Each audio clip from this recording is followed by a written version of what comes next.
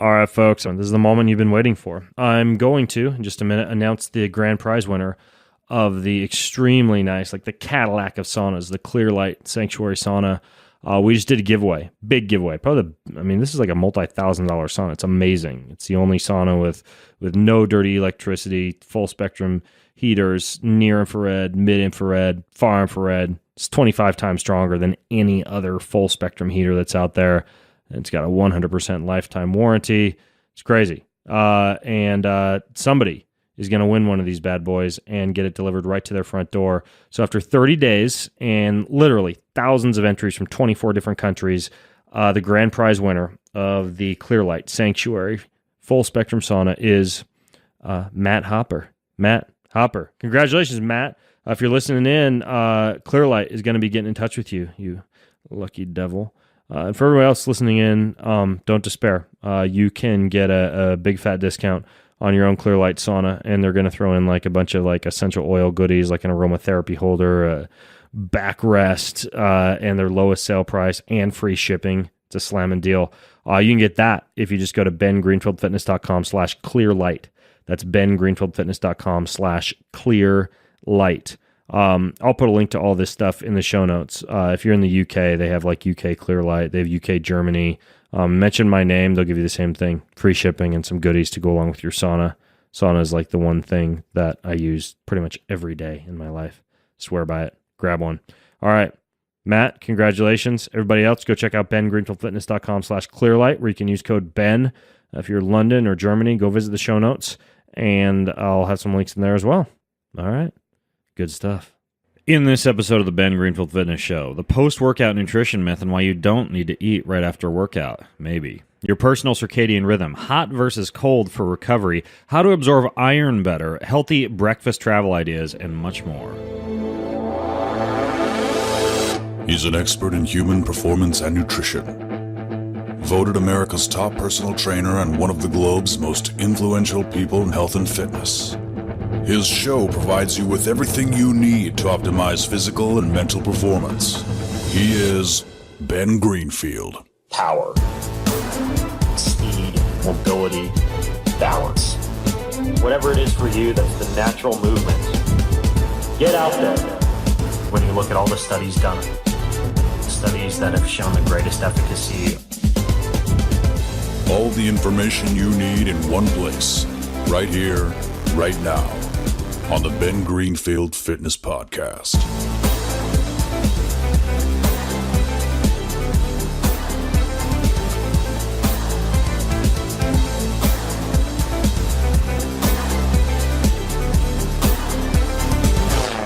Hey, Brock, do you hear that sound that sounds like bumblebees, like warm bumblebees buzzing around my head? Okay, let me listen for a sec.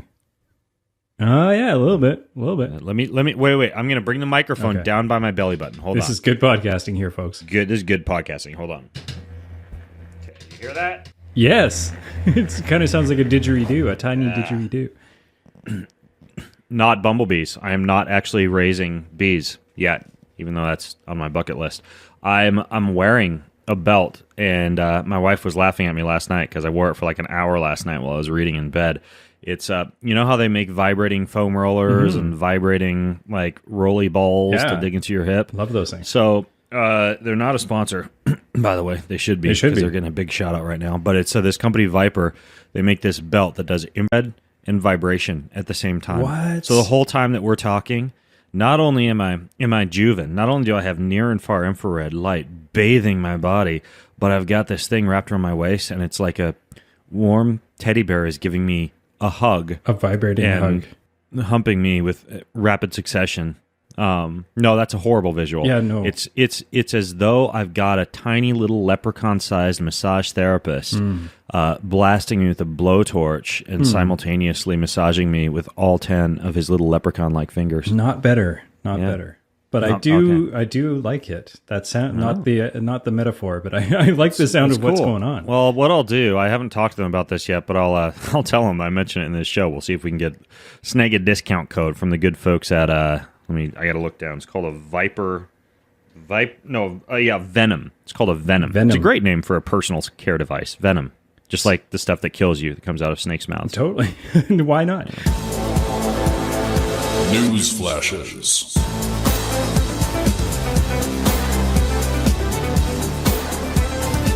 So speaking of infrared heat on one's midsection, did you see this new study? Brand new study. We always sound so sophisticated when we talk about new studies. Just imagine if we brought up studies from like 2012. It'd be so outdated because we all know that's not science. Unless it's approximately 1 to 2 years old, it's not actual science. Yeah, nobody knew what they were doing in 2017. Yeah, no, this just came out. Basically, what they looked at was hot versus cold for recovery. How intramuscular temperature affects recovery following the fatigue induced by endurance exercise. And granted, they used little mouse models for this, but it's still relevant. You know, mice have muscle fibers. They were hard-charging mice. Those mice have mice. muscle fibers, just like regular people. They do. And leprechauns. And leprechauns. And so they also, it turns out they did some testing in humans as well. So they tested muscle fibers, and they also tested humans who were cycling. I don't know why they split up the mice muscle fibers and the human cycling, but either way. Cover their bases. They looked at the mechanisms underlying the temperature dependence effect on recovery. Now, here's what they found. They did cooling and they did heating for post-exercise recovery. So, the equivalent of an ice bath, cryotherapy, that type of thing, right, for afterwards. And then they also did heating, right, the equivalent of like a hot bath, a hot tub, a sauna, that type of thing. Yeah. What they showed was that after exhaustive endurance exercise, recovery was enhanced by raising the muscle temperature, and it was slowed by lowering the muscle temperature. So, and specifically what they were looking at was the ability of those muscle fibers to be resistant to fatigue. Following that endurance exercise, after which the muscles were subjected to either heat or cold. So what's the takeaway? What is the takeaway? Well, it turns out that if you really want to enhance recovery, I'd say you may want to avoid like the extensive ice bath or cryotherapy, even though I'm still a fan of it, for a quick decrease in core temperature so that you say sleep better afterwards if it's like an evening workout or something like that. But ultimately, doing like the long ice bath post-endurance exercise, we already knew it blunts the hormetic response to exercise. Yeah. It turns out it also blunts the ability of the muscles to be able to likely restore glycogen and bounce back quite as quickly. Bounce back being the highly scientific term. And the only thing they didn't do in this study that I wish they had, because I suspect they would have found out that it beat out heat, is hot-cold. The contrast. Right? Like going back and forth from hot to cold, like hot-cold contrast. Yeah. That we know is pretty effective. So I would have liked for them to have done that in the study. They didn't. But regardless, now they know. So they'll have to do another study on this with heat versus cold. But Give them a call. turns out heat a muscle. So hence, I had an endurance workout this morning. I worked out with my hypoxic training unit, and then I did the sauna, and then I jumped in the cold pool. Then I had a smoothie. Then I came in here with you, and now I'm heating myself. So You're just doing it all. Just cover all the doing bases. it all. Just throw everything at it. I do like that. Yeah, and then after we record, I'm going to go upstairs and give myself an IV. That's just my life. It's I'm having a cup of coffee, and I did a good. bike ride this morning. That's well, if you put that coffee in an IV bag and mainline into the cubicle vein, the cubicle vein. Okay, let's keep going. All right. This is taking a downhill slide quickly. Silliness. So ketogenic diet. 2 new studies on the ketogenic diet. The first was they looked at it as a regulator of obesity and metabolic syndrome, right? Does eating fat actually cure obesity? So what they looked at was restored insulin sensitivity, regulation of blood glucose, metabolic rate, triglycerides, body fat mass, a whole host of parameters that would normally be associated with things like, say, type 2 diabetes. And what they did was, this is very interesting. This is the twist that I thought was quite interesting. They had an exercise group. They had a group that didn't exercise.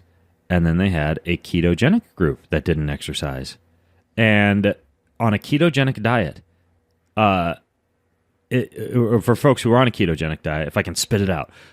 I'm on the edge of my seat, man. Come on. Basically, versus folks who are on a standard American diet, the ketogenic diet beat out everything.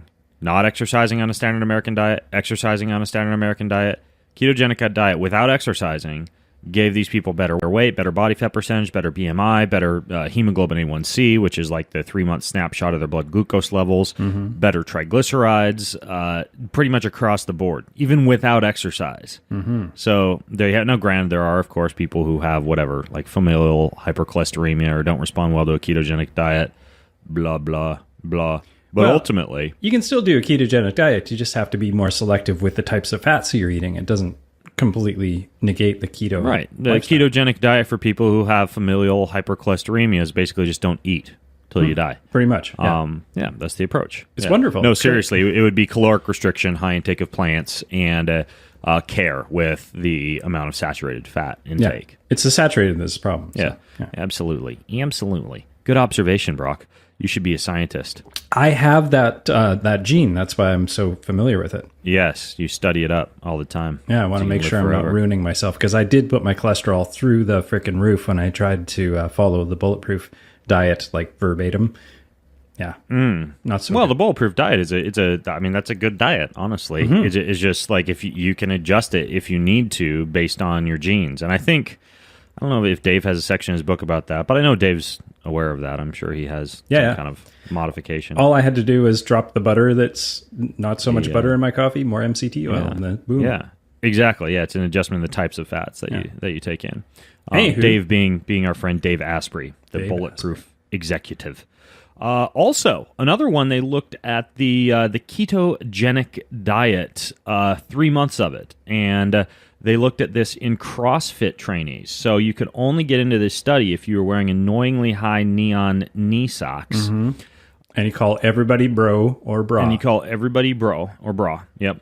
And what they looked at was the effect on exercise, right? Because you do hard exercise, you're supposed to eat more carbohydrates so that you don't have reduced skeletal muscle glycogen levels. And, they say that, low carbohydrate diets might stifle muscle anabolism or the ability to be able to recover properly. And so they looked into this, and they looked at fasting glucose and cholesterol and triglycerides. And they also looked at, of course, I was happy about this, 1 rep max, back squat, 400 meter run time, VO2 max.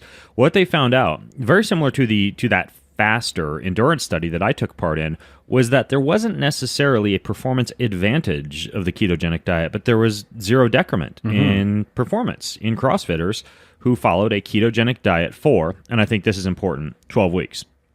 Meaning that they followed it for enough time to be kind of like keto adapted, as we say, to become the so-called fat-burning machines. Yeah, it wasn't 12 days, it was 12 weeks, and that's significant.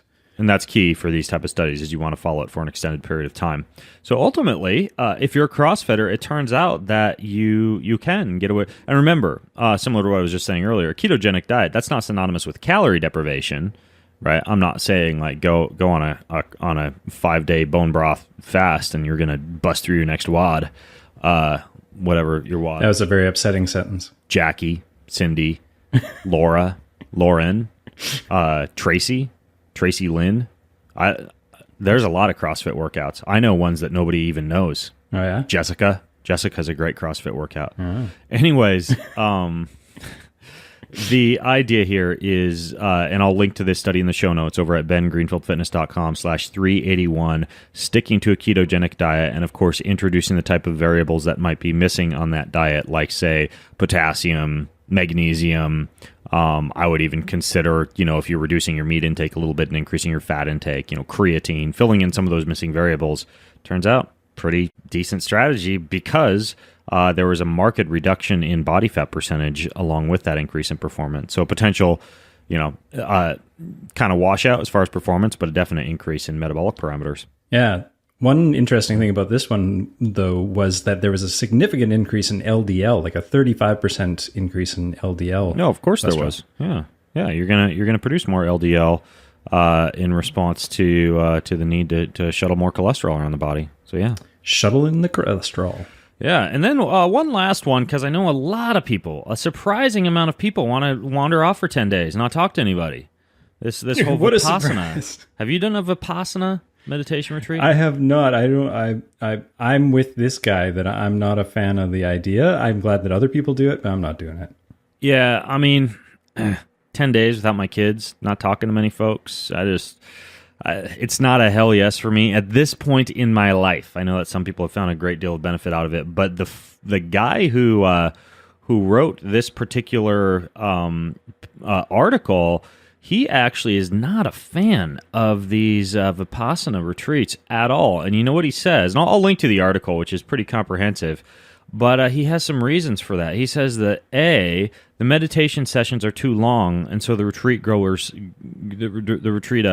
they spend most of the allotted time for meditation thinking about things other than meditation. He says throwing someone into 10 hours of meditation a day who hasn't been meditating much recently is much like taking somebody who's out of shape and throwing them into the start line of a marathon. Totally agree. So, and he even gets into how meditation strengthens a region of the brain called the anterior cingulate cortex. And so if you go into a Vipassana retreat and your anterior cingulate cortex just like wears out after the first hour of meditation, you're going to be kind of like irritated, both physically and mentally. So the takeaway there is, I mean, if you're a more advanced meditator, it might be for you. But if you're beginning, that all or nothing approach to meditation might not be a good idea. He also talks about how much of the Vipassana course instruction, I wasn't aware of this, it's done by recorded video. And a lot of times the in-person teachers, he says, are often, this dude, Max Marmer, who wrote this story, could be biased, but he says they're reportedly not very advanced practitioners, and many of them are burnt out. Yeah. Which I probably would be if I had to hang out with a bunch of people who are trying to be quiet for 10 days. I'd assume that has a lot to do with where you go. Like, it's not going to be across the board, but... Yeah, he says it's also conducted in silence. He says you can't ask your teacher questions or get feedback on whether you're doing the meditation correctly or not. And he's not a fan of that. Yeah. Well, the answer is, if you're wondering if you're doing it right, you're probably not doing it right. Yeah. And then finally, he says that it focuses not enough on awakening. It focuses on concentration. But the way he describes it is that when you experience a taste of awakening, it's like tasting the nectar of the gods or the velvety chocolate of reality. And that's how he lost me in the article right there. Because he says, what you really need is a near-death experience, not a 10-day retreat. So basically what he's saying is getting a plane accident instead of going to a Vipassana retreat, I think is what he's getting at there. I think so. Anyways, though, if you're, a lot of people are considering this, this whole Vipassana retreat. It's the same thing as like, my take on ayahuasca, for example. I don't think people should go out and do a bunch of plant medicine to discover themselves until they've used a more stoic, say, approach to discover themselves. Like, go fast for 3 days in the wilderness, right? Go do the Jesus thing before you dump a bunch of drugs down your throat and find yourself that way. That's just my take, right? It's the same as my take with exercise, right? Like I was just talking about like IVs and weird belts and massage devices and hyperoxic biohacks and all that jazz, but please remember that for the past 2 decades, I have been out crushing it in just about every exercise environment possible, pushing my body to the limits. I'm not the guy that just was born with wires coming out of my head, quote, cheating, unquote, on workouts by biohacking everything, right? So, in my opinion, that's where I approach it's like do the hard thing first, right? Yeah. Sense? Or the easy thing, like really what it comes down to is you've spent a lot of time getting the big picture dialed in. You've got the stress under control. You've got your diet figured out. You've got your exercise in place, and you have for a really long time. If you didn't have that stuff in place, like having an IV isn't going to move the needle on its own. Yes. Preach it. Move the needle. I see what you did there. Yeah. All right. Well, let's move into this week's special announcements. Special announcements.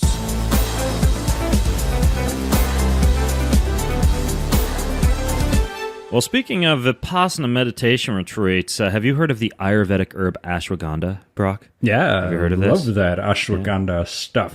Ashwagandha. I took some this morning. It's been shown to lower cortisol, increase strength, improve mental focus. It's an adaptogen, so it gives you what your body needs to do in certain situations. I phrase that kind of poorly, but I guess the best way I can describe it is that, for example, it would increase plasma or salivary cortisol if it were low, or decrease it if it were high. It would give you a little bit of energy if you were low in energy, and kind of settle you down a little bit if you were hyped up. That's the way these adaptogenic herbs work. And I've interviewed people about, I'm not going to do it now. I know people are like, oh, that sounds like magic mumbo jumbo. It is magic. It's total magic. That's bull. Go listen to my interview with this cat named Roger Drummer. I've got an interview with him on adaptogens and how they scientifically work, which I'm not going to go into an explanation of here because it's not the time. It'll take the reason an hour. I'm telling you this is that ashwagandha is a key ingredient of the greens powder. that is sitting up in my pantry. Toss a little bit of that in my smoothie every day to get my dose of greens, especially without getting all of the, I used to do a ton of spinach and kale, and sometimes I would just have to take a massive dump, like around 1 or 2 p.m. Not convenient. Also, those can be high oxalate foods. Not cool. And so I kind of like this idea of having no shopping and no juicing and no blending and no cleanup. Do I eat my vegetables? And no pooping? Absolutely, and no pooping. I had some fantastic prosciutto wrapped asparagus last night that my son made, and it was wonderful. And my other son made little rice cakes with salmon and microgreens, right? Like I eat my greens, but sometimes I like to engage in better living through science and hack my greens. And so this stuff is called Organifi Green Juice. Everybody listening in gets a 20% discount. You go to bengreenfieldfitness.com/Organifi with an I, and you use discount code BEN to get 20% off anything from Organifi. There you go. Discount code BEN, bengreenfieldfitness.com/Organifi. Nice. Actually, before I tell you what else this podcast is brought to you by, may I say that most everybody listening in should, if they are not yet planning on it, come and join me at what I consider to be the Woodstock of the health movement, Paleo FX, Austin, Texas. You been there, Brock? Mm-hmm. I was there a few years ago with you. Yeah, you ran sound there, didn't you? Weren't you like on stage? I was the stage manager for the main stage. Yeah. So yeah, I was. I was the head honcho, you might say. Look at you wearing the top hat and the red vest and the tight white pants, just like a ringmaster. I was basically Hugh Jackman. Yeah, that only comes to my mind because I watch 1 or 2 movies a year, and I took my family to go see The Greatest Showman. Finally, after everybody told me I should watch it. And I realized sitting there in the movie that I have completely destroyed my ability to be able to sit through a movie by not going to movies. So what I mean by that is I've got like 3 different massage devices that I snuck into the movie theater. So I'm doing like deep tissue work the whole time. I've got like a vibration device on both feet. I was wearing those like Firefly massage shoes, and I'm basically just working on my body the whole time during the movie. And then finally, when I had 15 minutes left, I'm like, you know what, I should like hold my wife's hand or snuggle with one of my children. So I kind of shut down all my stuff. Finally dig into some of that popcorn. Yeah. No, we didn't have any popcorn. I brought in a giant Ziploc bag full of macadamia nuts and spirulina. Yeah, that's my movie theater experience. You're the worst. Yeah, well, I enjoyed it. So anyways, why am I telling you all this? Paleo FX, Austin, Texas. Bring your macadamia nuts and your spirulina, which is actually a pretty good snack, by the way, down there. If nobody's tried that, throw a little dark chocolate in there. And then I recently put this on Instagram, a little bit of coconut flesh from Trader Joe's. Toss all that in a cup. Snack for days, baby. So macadamia nuts, coconut flesh, spirulina or chlorella, like those energy bits things. Yeah. And what was the last one? Dark chocolate. Yeah. You need something to cover up the energy bits. Those things just don't taste good. I love them. And I'm going to link, not to them, actually. I've got a podcast with them. Go to bengreenfieldfitness.com and do a search for algae if you want to know why they're so good. But also, go to bengreenfieldfitness.com/381 and come to Paleo FX. It's a big partay, and I'll definitely be there, as I usually am, partaying. This podcast is brought to you also by Daily Burn. You ever use Daily Burn, Brock? Can't say that I have. Pretty cool. On-demand video workout programs. I don't get out much, personally. I don't go to the gym, except for tonight. Wednesday nights, I play tennis in men's tennis league. Other than that, I don't go to the gym. And this Daily Burn, you can pull up any class you want. They have thousands of classes for every level of athlete, depth, variation, cardio, yoga, kickboxing, dance, you name it, all led by these amazing experts who just walk you through the whole workout. And you just dial in whatever you want to do, go to the website, and you're off to the races. What do you think? I can take a dance class in my living room? Yeah. I mean, beyond dance, you could you take got me there. Like a kickboxing class in your living room. Yeah, whatever. I don't want to kickbox. I want to do some dancing. That sounds great. Anything. Yeah. So check it out. Anybody gets a discount on this listening in, a free 60-day trial. You go to dailyburn.com/Ben. That's dailyburn.com/Ben. That's going to give you a free 60-day trial. And yeah, that's pretty cool, huh? So 60 days is good too. That's more than I expected. In your living room. I got to turn off this red light that's my skin's getting kind of hot. All right. This podcast, by the way, did I tell you where to go? Daily Burn? triathlon.com/Ben. Free Yep. 60-day trial. I did 60 that. days. Yeah. Dancing in my living room. All right. Well, this podcast is also brought to you by Thrive Market. Guess what I dumped into my my smoothie this morning? Because I always dump crunchies into my smoothie. I'm going to say, well, cocoa nibs? Well, my favorite thing used to be Cocoa Puffs, peanut butter. What's it called? How can I blank Captain on the Crunch? name of it? Captain Crunch. That was blasphemy. I almost forgot Captain Crunch's name. Anyways, though, so I am now eating cereal again. He's a war hero, for God's sakes. Come on. This cereal here's the ingredients: organic coconut meat, organic coconut water, and organic palm starch. And it tastes amazing. You can eat it with a bowl and spoon, but I dump it into my smoothie. It's called Thrive Coconut Flakes.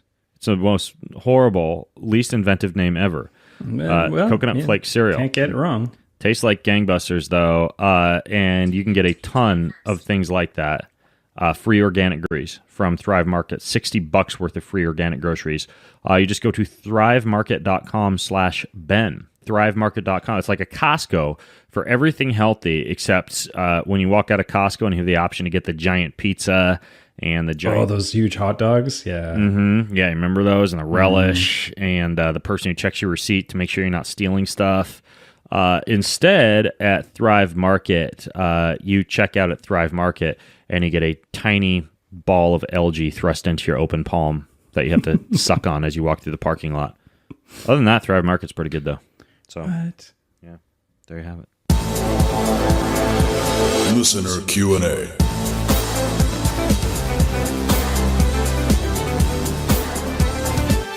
Hi Ben, I'm currently training for a Spartan Super and I have a question about nutrition. So I was at a talk by an exercise physiologist and he kept on stressing the importance of post-workout carbs. He was saying 1 gram per kilogram of weight per hour of training immediately after, so in the 2 hours following your workout. He said this is the best time, showed some graphs and how it was the most important time, blah, blah, blah. I've heard you talk often about not eating immediately after, something to do with either growth hormone or testosterone. So I'm wondering if you could go into a little bit more detail on if carbs are actually needed after the workout. Keep up the great work. I follow and listen to your podcast religiously. Thanks for everything. Oh, this belt feels so good. I'm still wearing it, Brock. This belt is still going. I think it has a safety timer on it that you're supposed to turn off so you don't burn yourself, but I just keep pushing right through it. So my back is going to be scalded by the time this podcast is over. 3rd-degree burns on Ben's back. Nutrient timing, the post-exercise magical window. What do you think? Oh, man. We've been through this a bunch of times. And we've never taken a deep dive, though. We've never done a deep dive. You did write about this. Oh, man, this is back in probably 2012. Yep. Well, I think it was time to revisit it. So that's why I threw this in here. Right. So basically, the strategy of post-workout nutrition in a nutshell is that you want to maximize your exercise-induced muscular adaptations and facilitate repair of damaged tissue and get those muscles chock full of glycogen during that, quote, anabolic window of opportunity, unquote, where you've got like this limited time that exists after you've trained because you have a huge amount of insulin sensitivity and blood flow and post-workout protein synthesis capability after you've trained to optimize your training-related adaptations. And so you can look at the different parameters that you're trying to achieve with post-workout carbohydrates and evaluate based on actual true science whether or not it's actually worth it to go face stuff with carbohydrates after a workout so that you hit that magical anabolic window. So glycogen repletion, right? Your storage carbohydrate, which is pretty essential for ATP production. Even in people who are following like a high fat, low carb diet, you run out of glycogen. Yeah, you need some there, and or creatine, and you're going to have a severely limited ability to engage in rapid ATP production because ATP production via beta oxidation of fats generates ATP, but relatively slowly. Yeah. And so there's also some evidence that glycogen mediates what's called intracellular signaling because it lowers something called AMPK. AMP-K. And when you lower AMP-K, that's basically, it blunts a lot of energy-consuming processes, like the activation of mTOR and, catabolic processes like glycolysis and beta oxidation and protein degradation. Basically, glycogen has been shown, and restoration of glycogen levels has been shown to significantly lower catabolism. It's also probably why lowering your glycogen stores, training in a fasted state, training in a low carbohydrate state is somewhat catabolic. That actually activates this mTOR, and it enhances longevity in many cases by decreasing, or I'm sorry, by increasing this level of AMP-K. But at the same time, it kind of flies in the face of ultimate human performance, right? So it's like that trade-off between longevity and performance. There's a few other things like phosphorylation of protein kinase, which is extremely important for muscle protein synthesis. That also is dependent on muscle glycogen content and restoration of glycogen levels.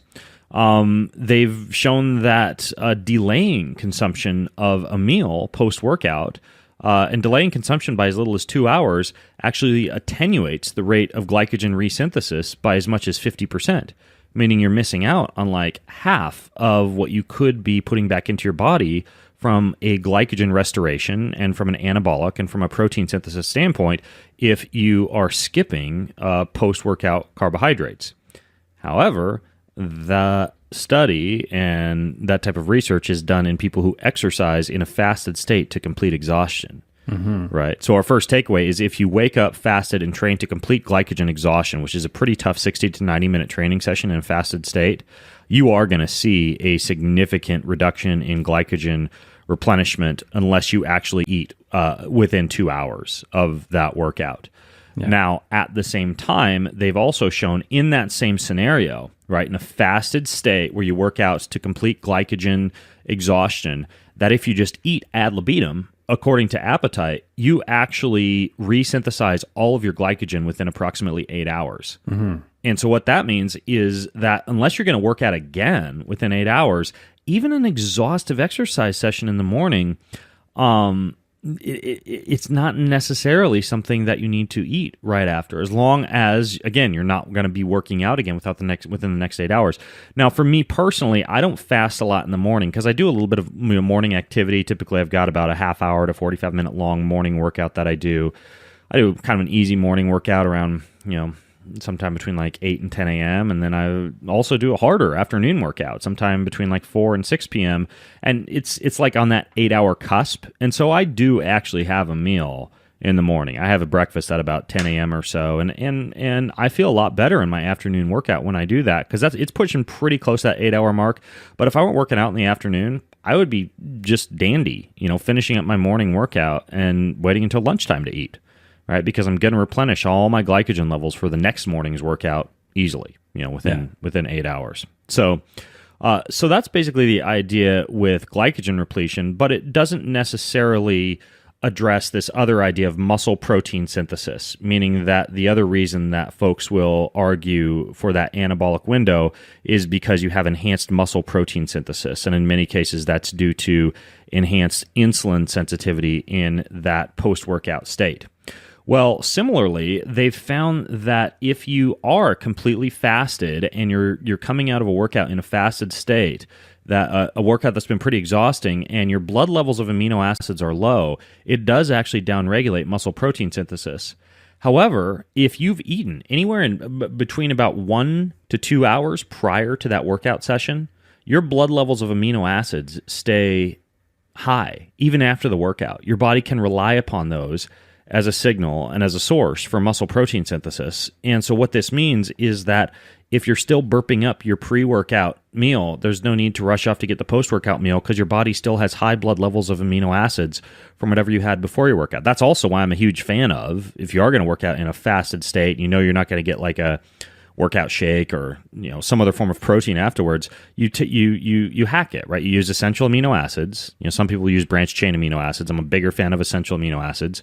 You use essential amino acids, and this is like one of my best strategies for maintaining muscle with as much like fasting and calorie restriction as I personally do to like stay lean for races. I eat essential amino acids. I take the equivalent of up to 20 grams of those bad boys per day. That's like one of our flagship supplements over at Keon are the Keon aminos. And I mean, I go through a copious number. Like I literally have bottles of that in my pantry, and I will do a couple times a day. I'll drop in there and like chew 10 to 20 tablets of those and just munch them down, getting the equivalent of a steak with almost no calories. And if I do that before a workout, there's no need for me to rush out and eat right after the workout. And I can even do it after a workout, right, to enhance muscle protein synthesis until I get my hands on actual calories, right? Yeah. So the idea is it's more important to look at what your blood levels of amino acids are than to necessarily look at a huge bolus of protein post-workout. It's also important to look at what you ate prior to the workout. And if you did have, adequate amount of protein prior to the workout, let's say you're doing a lunchtime workout and you had eggs for breakfast, you're probably going to have decent amounts of blood amino acids, and you don't have to, again, drop everything to go eat unless your goal is to put on a lot of weight. And in bodybuilders or high school football players, you need to put on 20 pounds or whatever. In many cases, you will find that just the amount of damn calories you need to eat necessitates multiple feeding windows. And one of the prime feeding windows in that case would be post-workout. But unless you're really trying to get swole, to get, as we say, 70s big, again, no need to drop the bar and go, shovel the amino acids and the carbohydrates or the fructose and the maltodextrin down the hatch. So you had an awesome conversation sort of along these same lines with a guy named Tyler LeBaron just recently. If anybody wants to go back and check out that podcast, you guys dove into the sort of staying fast, staying lean, but getting strong and using the amino acids for those purposes as well. It's really interesting stuff. Yep, exactly. So I'm a huge fan of amino acids for that. And ultimately, what this comes down to is as follows. If you wake up and you're working out in a fasted state and it's a significant workout that's taking you to glycogen depletion, then you should consume carbohydrates after that workout if you plan on working out again within the next 8 hours. If you don't plan on working out again within the next 8 hours, the only reason to consume a post-workout protein and carbohydrate-rich meal would be because you're trying to put on size. In addition, when it comes to protein, if your blood levels of amino acids are high because of a meal you've eaten before the workout or because of some kind of supplement that you've taken, such as amino acids, that would increase your blood levels of amino acids, there's no need to take advantage of that anabolic window by getting more protein into your system after the workout. Your blood levels of amino acids don't have to be that high. And frankly, your insulin sensitivity can stay high, especially after a difficult workout, for up to 24 hours. So this whole idea of that magical window is not as important as we've been led to believe that it is. But go ahead. Can I ask you one thing to sort of round off this whole topic? Yeah. Which is there anything wrong with doing that, taking that 1 gram per kilogram of weight 2 hours after the workout? Is there anything bad that will happen? Yes, you can blunt a growth hormone response, and you can blunt a testosterone response, right? You can blunt some of that hormonal response to exercise.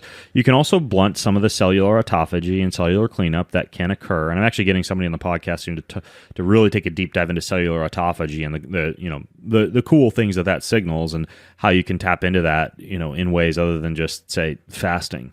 But ultimately, you do miss out on some of the benefits that would be similar to what you would experience if you were, say, like intermittent fasting. So it's a fine line, right? I don't want all those females with 12% body fat who have missed their period 6 times in the past year to go out and skip their post-workout meal because they heard Ben Greenfield say it would increase their growth hormone, right?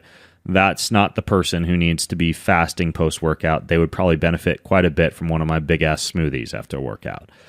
But if there are people who need to enhance their metabolic health, who want to perhaps increase growth hormone and testosterone a little bit, and they have ample body fat percentages, and they're not like an overtrained, constantly catabolic state, those people may actually benefit from experimenting on how the body feels and what happens to their testosterone levels and what happens with their sleep, due to the growth hormone release and all those other things by not necessarily rushing out to prioritize their post-workout cookie. So there you have it. Circadian rhythm seems to be a theme in most popular health podcasts these days. So what do you suggest is the most efficient way in finding your personal circadian rhythm? Is it the Oura Ring?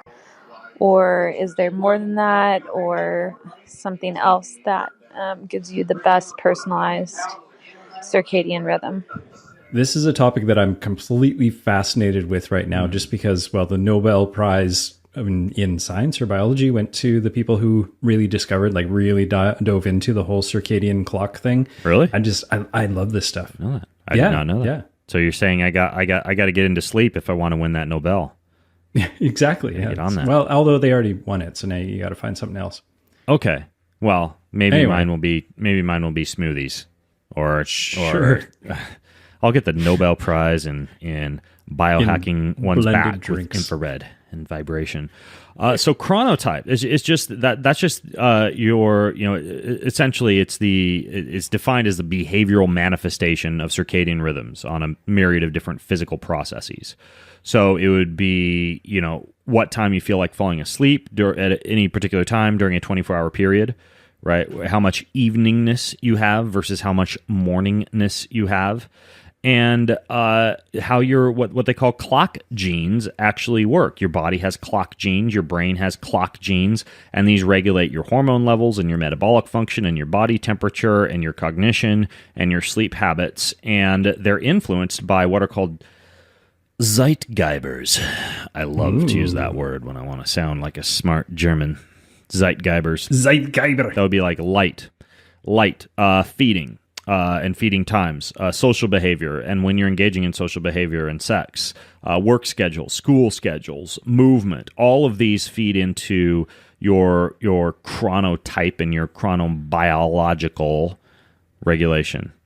I was going to say your biological regulation, but I threw chronobiological regulation in there, so I sound even smarter. You made it even fancier. Yeah, and humans are controlled by their biological clocks. We're diurnal creatures. That means we're active at daytime, and we are pretty significantly controlled by these clocks. So We are. We should be anyway. yeah, and so there's different ways to determine what your particular chronotype is. When you're going to release more melatonin, what kind of genetic variants you have that would cause you to be a morning versus an evening person. What time is going to be best for you to sleep during the night? 10 to 6 a.m. like I am, or a midnight to 8 a.m. or 3 a.m. to 11 a.m. Yikes. Brock, what are you, by the way?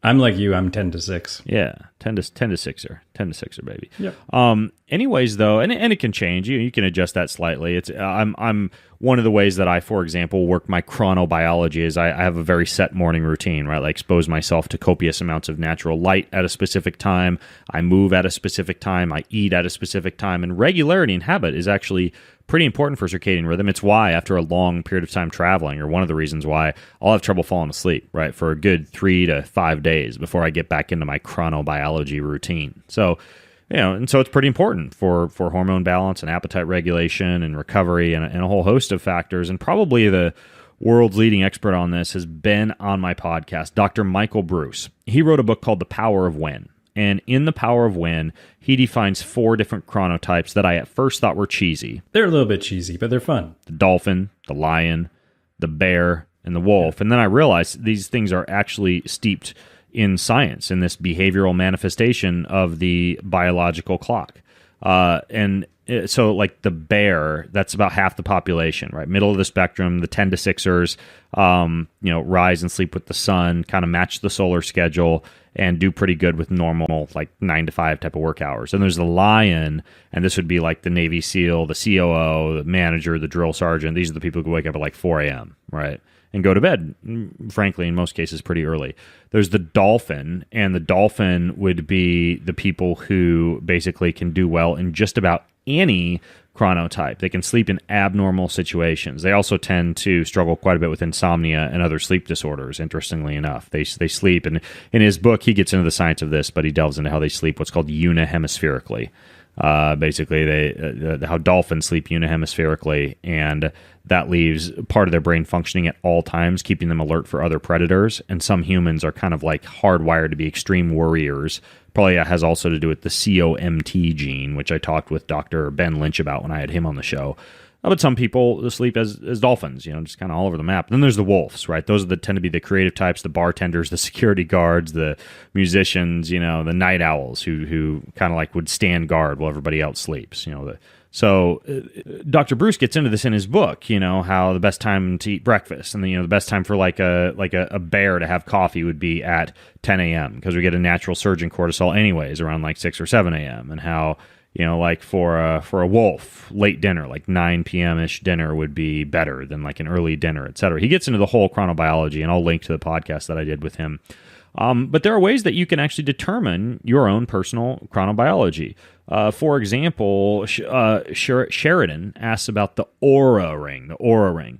Mm-hmm. I wear it, and this brand new version that they've come out with, it actually allows you to study or to measure the variations in everything from your body temperature to your heart rate variability to your heart rate to your activities based on the actual time of day.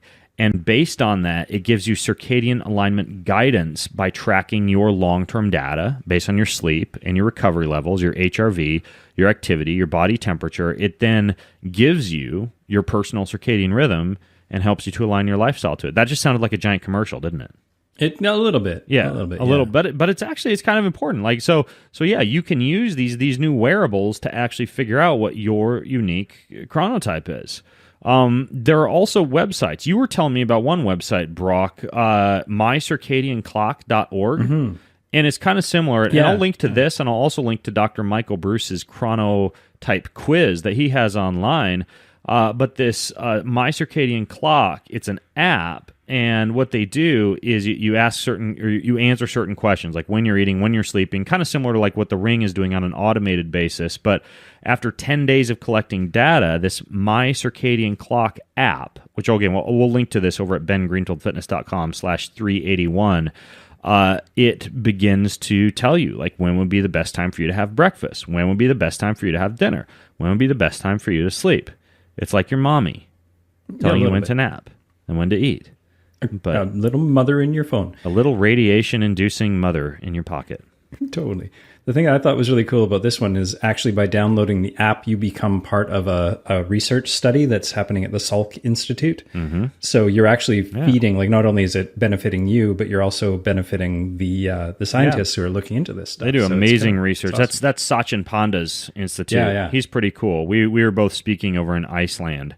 He's a cool cat, but the one thing I don't like about him is he feels that any coffee, any supplements, anything interferes with the livers. Like the liver is a pretty important organ when it comes to your body's clock.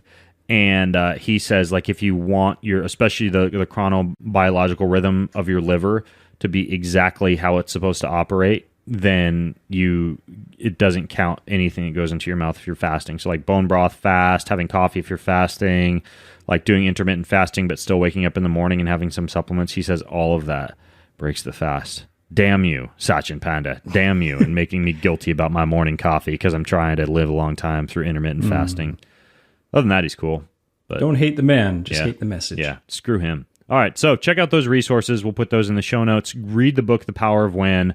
You could use the Ring. Take that mycircadianclock.org, but that's how you would find your own personal circadian rhythm unless you just kind of know that you're a night owl. In which case, flip on some Family Guy, stay up late, sleep in, enjoy life. Because you're a wolf, baby. You're a wolf. You can do this. That was the worst wolf howl I've ever done. I heard from Dr. Mercola that turmeric blocks the iron absorption, and my iron and ferritin is low, and I take a fair amount of turmeric.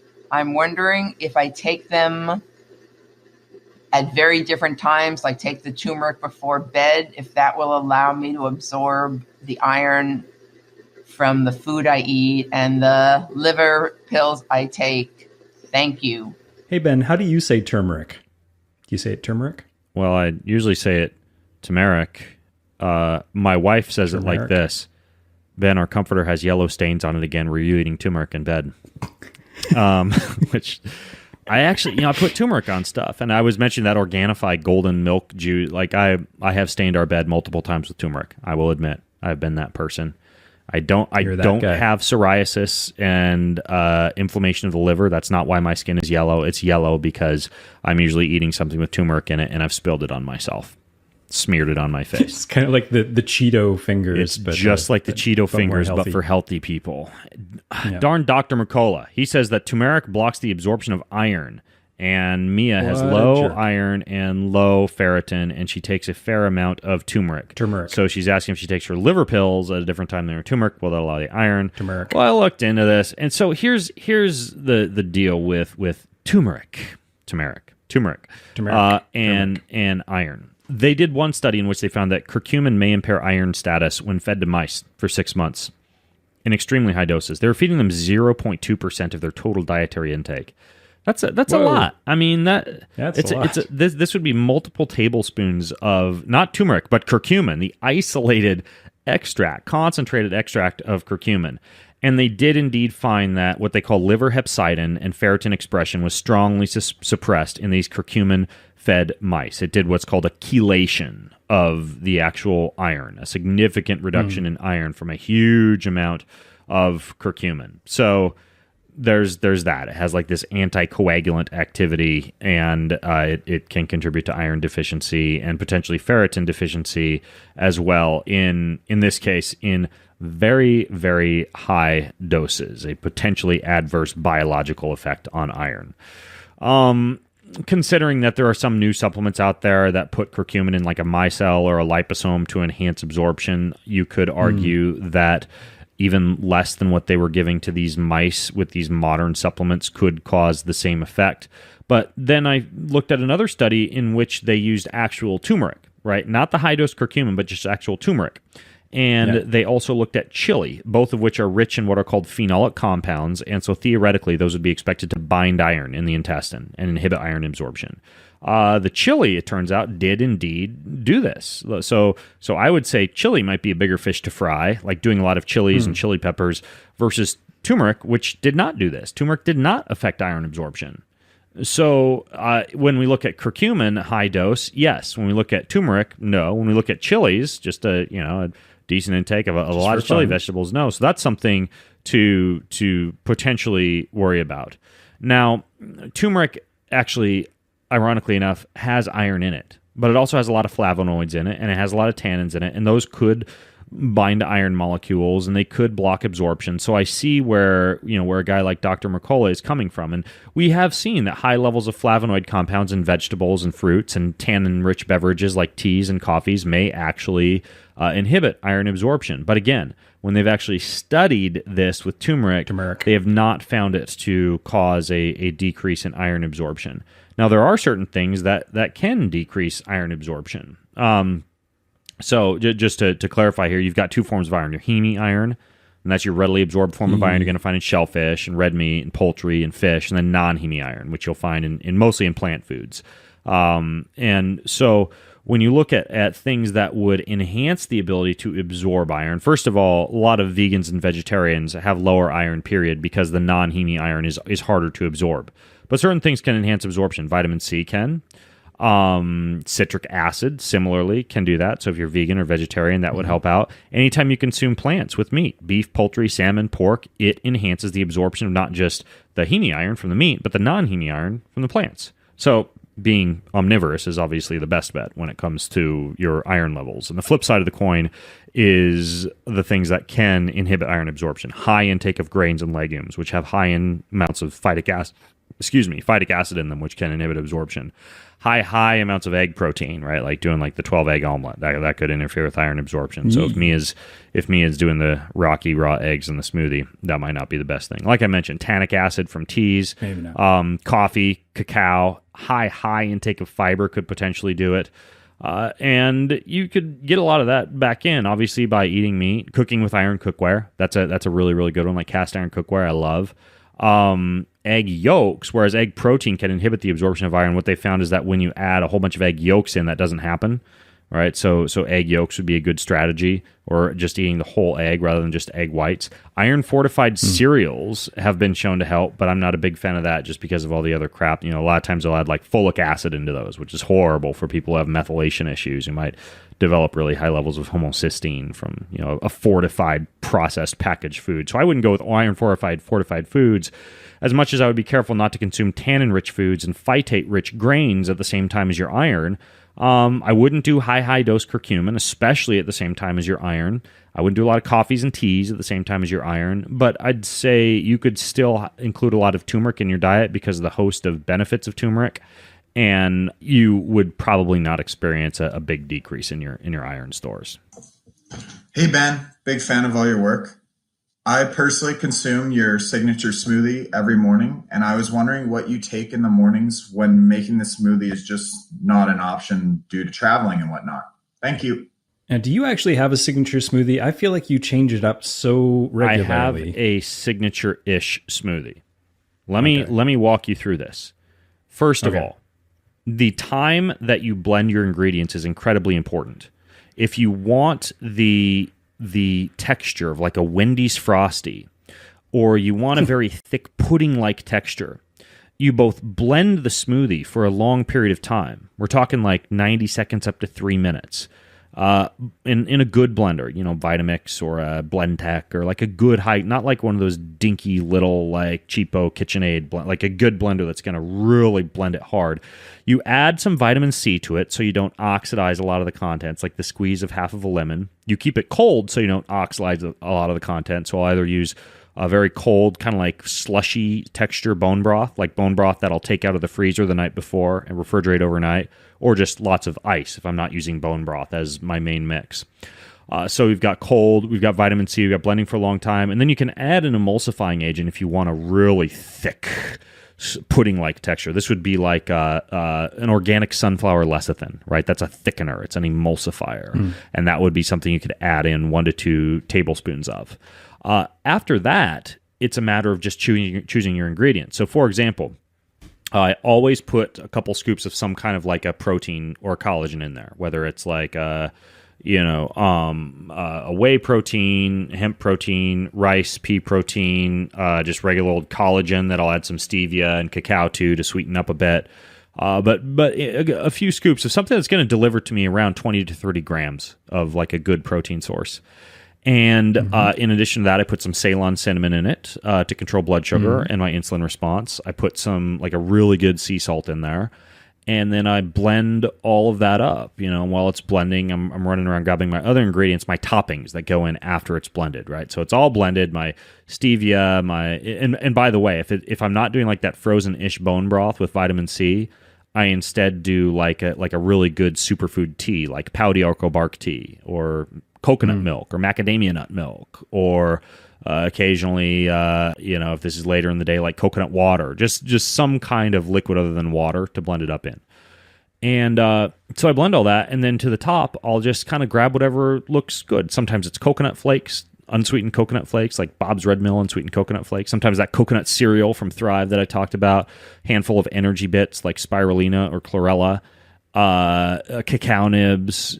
Sometimes I'll like break open an energy bar. I have this weird thing where I keep energy, like protein bars, in my freezer because I like them like super duper crunchy, and I'll break open or cut up a few of those, put those in. It's about 800 calories by the time I put my crunchies on top of my smoothie. Then I use a spatula and transfer all that into a bowl or a mug, and I eat it like like those acai bowls that you can get at restaurants. Oh yeah. It's just like it's like an acai bowl, but it's it's all but with no acai. Healthy stuff. And a lot of times I'll put wild plants in there, like cilantro, parsley, thyme, nettle, mint. I used to do a ton of wild plants. Like I mentioned earlier, I've stepped back on that a little bit because I think I was doing too many plants. So not quite as many plants as I used to do, but still, a lot of plant matter as well. So when I travel, I don't travel with 18 different superfoods in a blender, however. What? Thus, I have these little modifications that I make when I travel.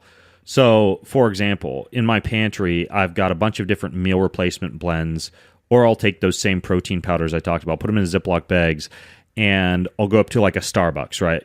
Tell the person at Starbucks I just want a glass of water, and I'll just like dump a little bit of that powder into the water. And then I also have another Ziploc bag that'll have like almonds or dark chocolate or like those coconut chunks I was talking about, or energy bits or whatever. I put those on top. I stir that up with a spoon to like a pudding-like texture, and that's how I do something like my smoothie on the fly if I were in an airport. I also will do a similar thing in my hotel room, right? I'll grab the glasses of water that they keep, or the glasses that they keep next to the bathroom sink, right? So I go with those, so it seems all sophisticated compared to the little paper cups next to the little coffee maker that's besides the TV. And I usually have a spoon, and I'll just put all my little powders in there and stir it up with some water, and then put like some chunks of whatever I happen to have, like spirulina or dark chocolate or whatever. M&Ms from the hotel minibar. M&Ms, usually not the M&Ms. The most expensive M&Ms in the world. Shot of vodka, yeah, $12 shot of vodka. Anyways, though, so a lot of times I'm just like mixing stuff into a glass and stirring with a spoon rather than a blender, and that actually works really well for me. It satiates my appetite, So just let me give you some brand names, for example. So I might have Ample, which is a meal replacement blend that's like pretty ketogenic friendly with a high amount of resistant starch in it. I've interviewed them on the show.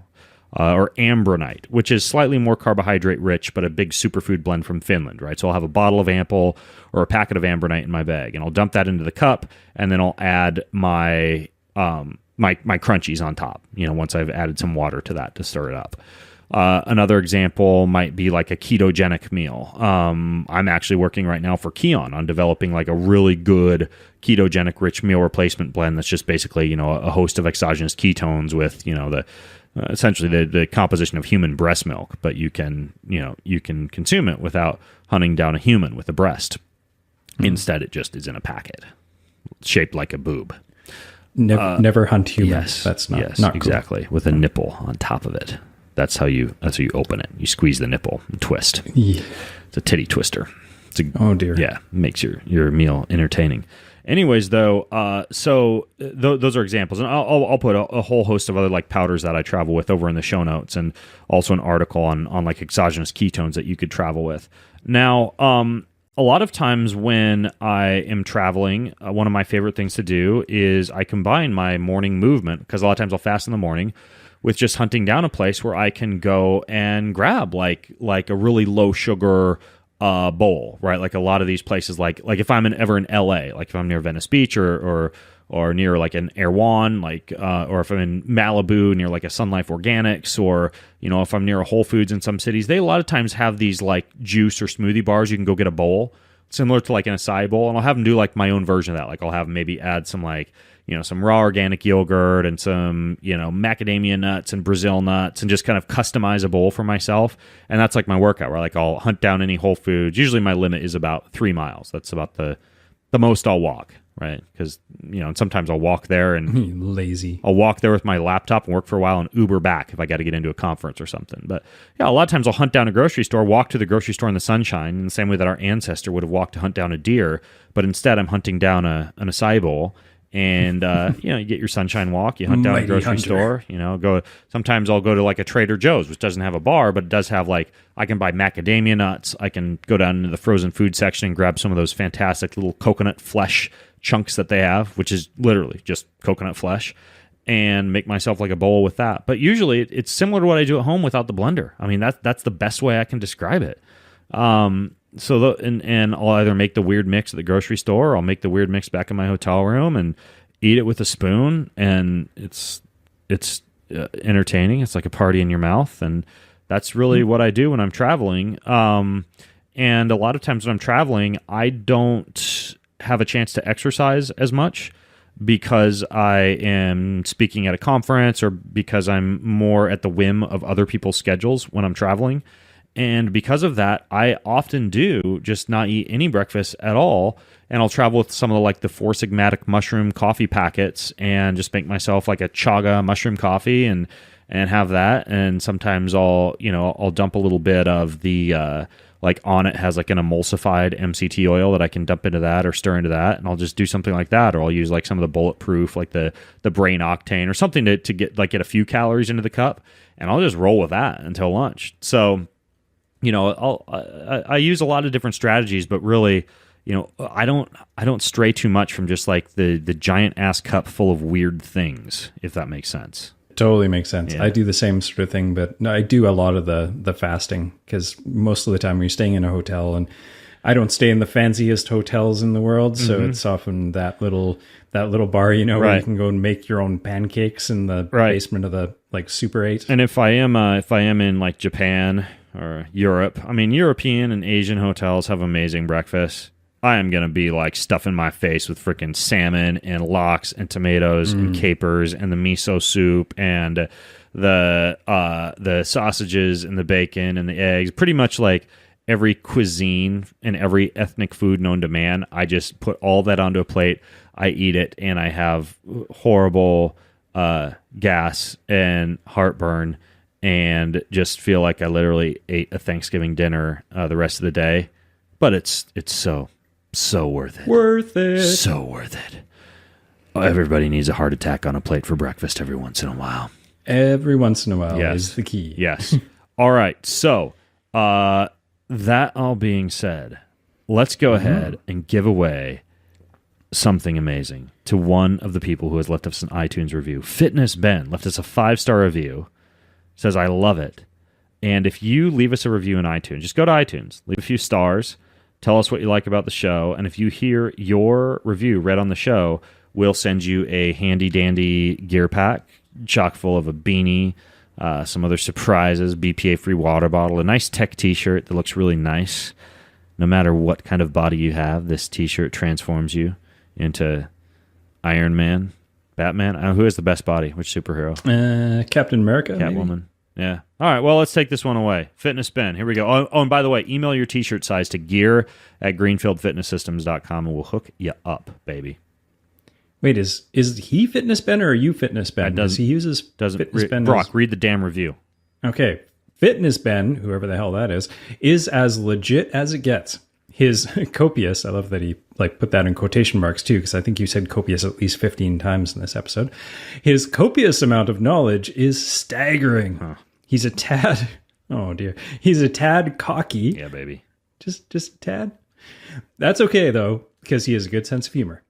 If you listen to his show, you will learn a ton about health and fitness and general well-being. As an added bonus, usually every other episode, oh man, he will let you know about his explosive lovemaking session he had with his wife. So there's that. Is any lovemaking session not explosive?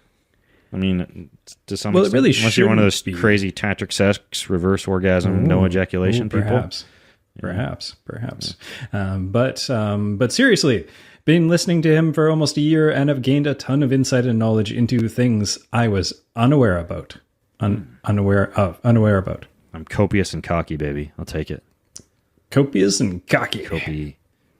And explosive. Copious, cocky, explosive podcast. All right. Well, folks, we're going to put the links to everything. From all sorts of healthy breakfast travel ideas to the chronotype quiz to the amino acids, the research studies we talked about, all that's going to be over at bengreenfieldfitness.com/381. Somehow it magically appears after every episode. We magically make it happen for you. So check that out. Grab your discount codes. Come see me at PaleoFX. Check out the show notes to get the rest of the calendar and see where else in the world I will be at. And until next time, Brock. Top of the day. You've been listening to the Ben Greenfield Fitness Podcast. Go to bengreenfieldfitness.com for even more cutting-edge fitness and performance advice.